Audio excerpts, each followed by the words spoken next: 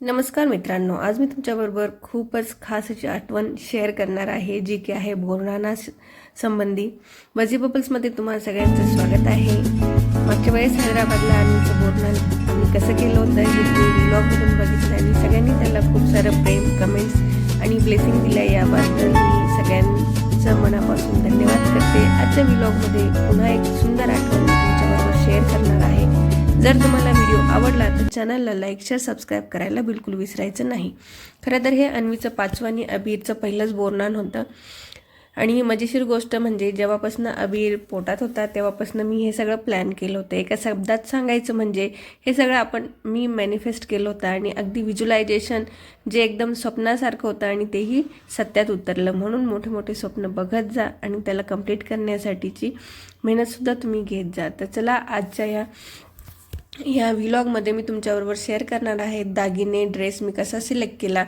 याचा व्हिडिओ माझ्याजवळ नाही, त्यामुळे जे फोटो आहेत त्याचाच मी तुम्हाला इन्फॉर्मेशन देणार आहे. सगळ्यात पहिले म्हणजे ड्रेस आपण सिलेक्ट करत असतो. बऱ्याचदा कंपल्सरी ब्लॅक ड्रेस आपण कन्सिडर करतो, पण ब्लॅक ड्रेस जो आहे तो लवकर सापडला नाही. त्यामुळे मी काय केलं, मम्मीची जी जुनी साडी होती त्या साडीपासनं मस्तपैकी दोघांना सेम ड्रेस जो आहे तो शिवून घेतला.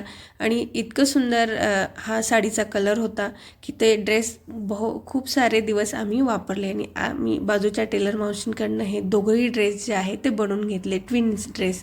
नेक्स्ट म्हणजे दागिन्यांची मजा. आता हे सगळे दागिने मी घरीच बनवले आहे एकदम सोप्या पद्धतीने.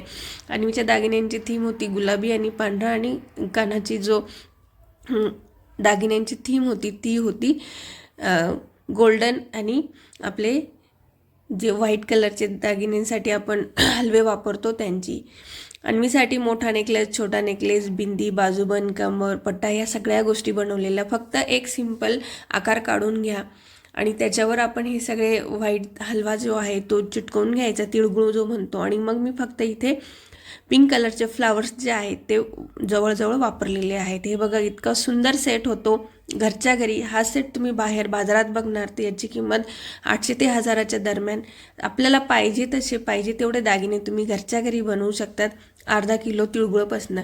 आणि जो कानाचे दागिन्यांची थीम होती गोल्डन कलर आणि व्हाईट. हे बघा, अन्वीचे दागिने तुम्ही बघू शकतात.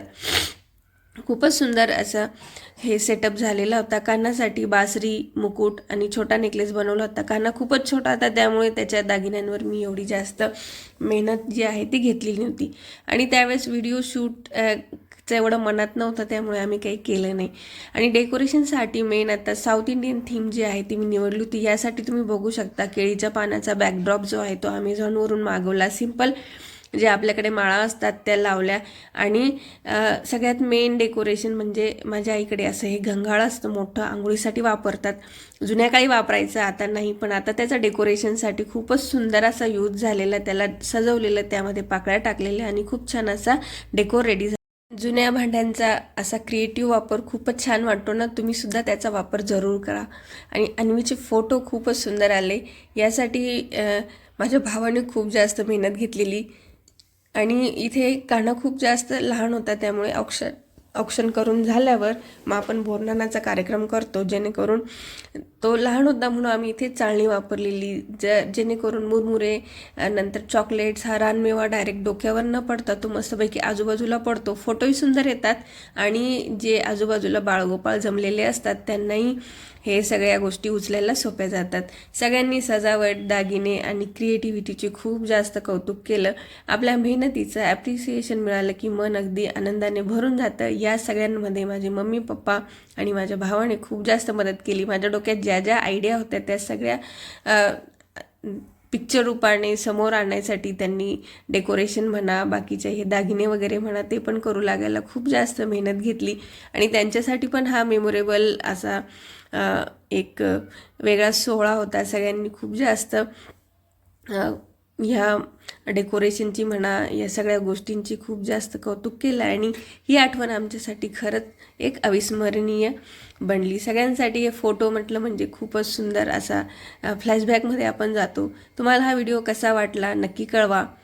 मला हा व्लॉग कसा वाटला नक्की कळवा. काही माहिती असेल तर कमेंट करा. अशा सुंदर आठवणीसाठी भेटूया पुढच्या व्लॉगमध्ये.